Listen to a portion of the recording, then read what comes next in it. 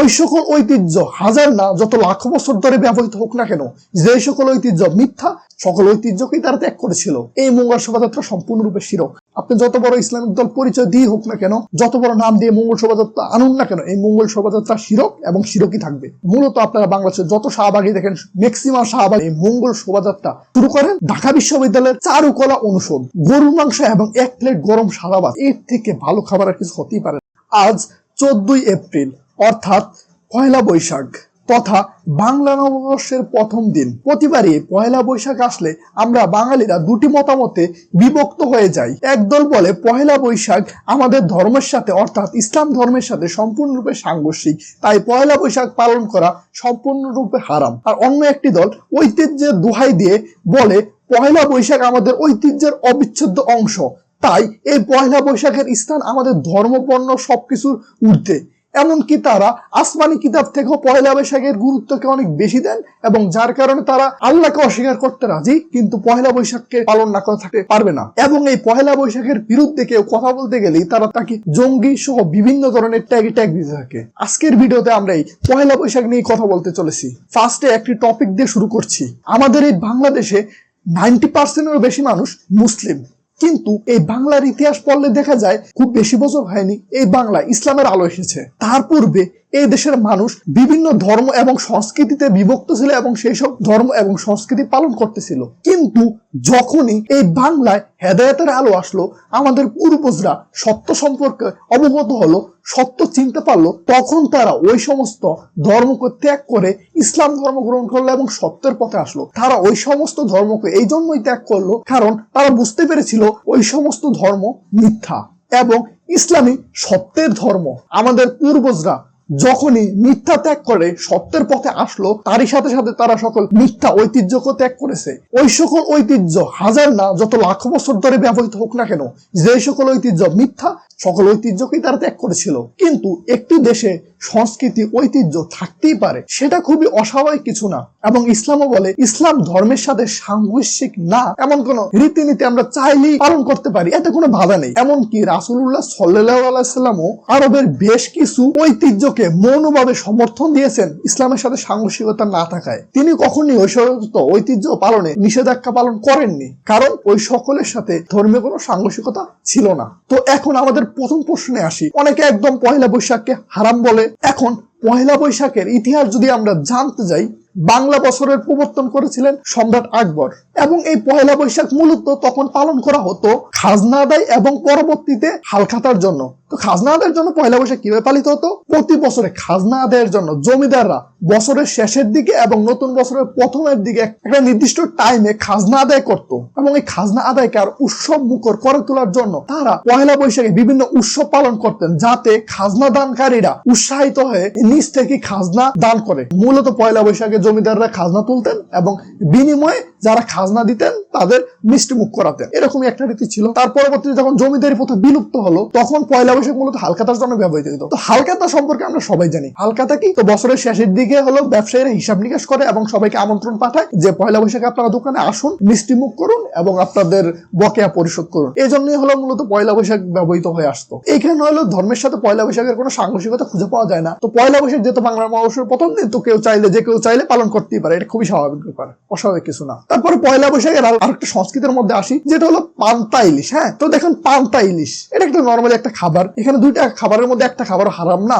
আপনি যে কোনো সময় চাইলে ইলিশ খেতে পারেন, যেভাবে ইচ্ছে খেতে পারেন, এটা আপনার ব্যক্তিগত ব্যাপার। এবং পান্তা পানি দেওয়া ভাত যেটা বোঝায়, তো পানি দেওয়া ভাত একদম পচে না গেলে খাওয়া যায়, সমস্যা নেই। পচে গেলে আবার অ্যালকোহলে পরিণত হয়, তখন হলো মদে পরিণত হয়, ওটা আলাদা কথা। বাট নর্মাল পান্তা খাওয়া যায়, এতে কোনো সমস্যা নেই। এটা হলো কেউ যদি আনন্দের জন্য খেতে চায়, খুবই স্বাভাবিক, কোনো অস্বাভাবিক কিছু না, চাইলেই খাওয়া যায়। কিন্তু আমি একজন বাংলাদেশি হিসাবে আমার মনে হয় বাংলার সবচেয়ে ঐতিহ্যবাহী খাবার হলো গরুর মাংসের সাথে 1 প্লেট গরম সাদা ভাত। এর থেকে বেশি সুস্বাদু খাবার আর কিছু হতেই পারে না। ঐতিহ্য পালনের জন্য কেউ যদি ঐতিহ্যবাহী খাবার খেতেই যায়, তাহলে আমার মনে হয় গরুর মাংস এবং 1 প্লেট গরম সাদা ভাত, এর থেকে ভালো খাবার আর কিছু হতেই পারে না। যদিও এটা আপনার সম্পূর্ণ ব্যক্তিগত ব্যাপার। তো আমরা এখান থেকে দেখতেছি পয়লা বৈশাখের এই সমস্ত জিনিস কেউ চাইলেই পালন করতে পারে, এতে কোনো অসুবিধা নেই। কিন্তু ধর্মের সাথে সাংঘর্ষিকতাটা এসে দাঁড়ায় যখনই আপনি মঙ্গল শোভাযাত্রার কথা বলেন। যারা মঙ্গল শোভাযাত্রা দেখেছেন বা গিয়েছেন, অন্তত তারা জানেন মঙ্গল শোভাযাত্রাটা কি। মঙ্গল শোভাযাত্রা মূলত হলো পয়লা বৈশাখের দিন সকালবেলা র্যালি বের হয় বাট এই র্যালির মধ্যে ঝামেলা হলো, এই র্যালির মধ্যে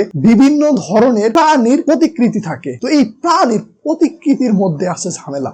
এই ঝামেলাগুলো কি? যারা সনাতন ধর্ম সম্পর্কে খুব ভালো ধারণা রাখেন বা সনাতন ধর্ম সম্পর্কে পড়েছেন তারা এগুলো জানার কথা। সনাতন ধর্মে দেবী লক্ষ্মীর বাহন হলো পেঁচা, দেবী দুর্গার বাহন সিংহ এবং দেবী সরস্বতীর বাহন হলো রাজহংসী। এছাড়াও তাদের আরো যত দেব দেবী আছে তাদের ম্যাক্সিমামের বাহনই হলো বিভিন্ন প্রাণী। পয়লা বৈশাখ উপলক্ষে যে মঙ্গল শোভাযাত্রা বের হয়, এই মঙ্গল শোভাযাত্রার দিকে যদি আপনি খুব ভালোভাবে তাকান, খুব সুন্দর করে একটা প্রতিকৃতি দেখবেন যেটা হলো পেঁচা। এই পেঁচা কার বাহন?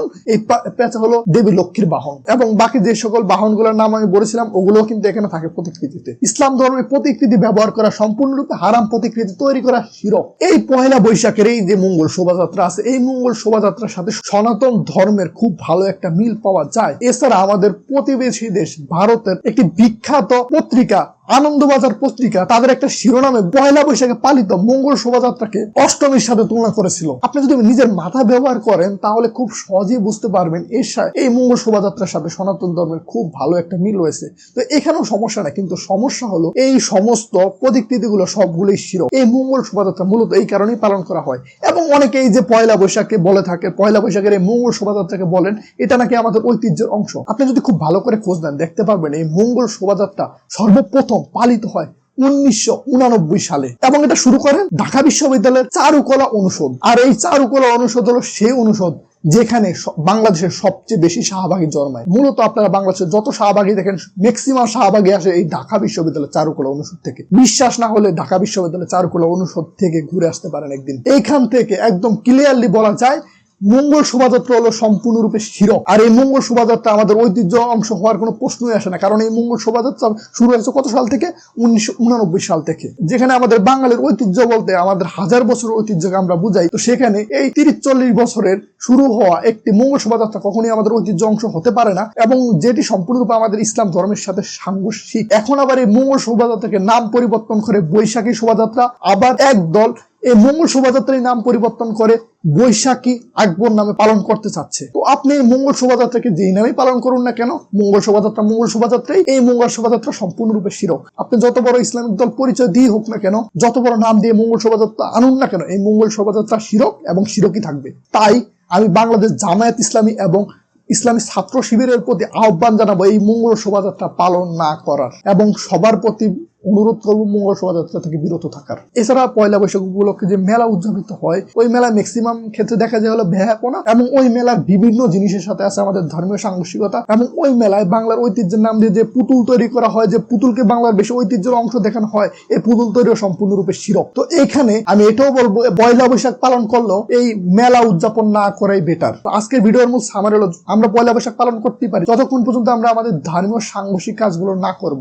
বিশেষ করে মঙ্গল শোভাযাত্রা পালন করা সম্পূর্ণরূপে শিরক। আর এই ভিডিওটা তাদের উদ্দেশ্য যারা পয়লা বৈশাখকে একদম সবকিছুর ঊর্ধ্বে নিয়ে যেতে চায় ঐতিহ্যের দোহাই দিয়ে। তাদেরও জানা উচিত তারা যে ঐতিহ্য বলে আসছে মঙ্গল শোভাযাত্রাকে, এই মঙ্গল শোভাযাত্রা বাংলার ঐতিহ্যের অংশই না। তাই সবার প্রতি আমি আবারও রিকোয়েস্ট করব মঙ্গল শোভাযাত্রা পালন থেকে বিরত থাকুন।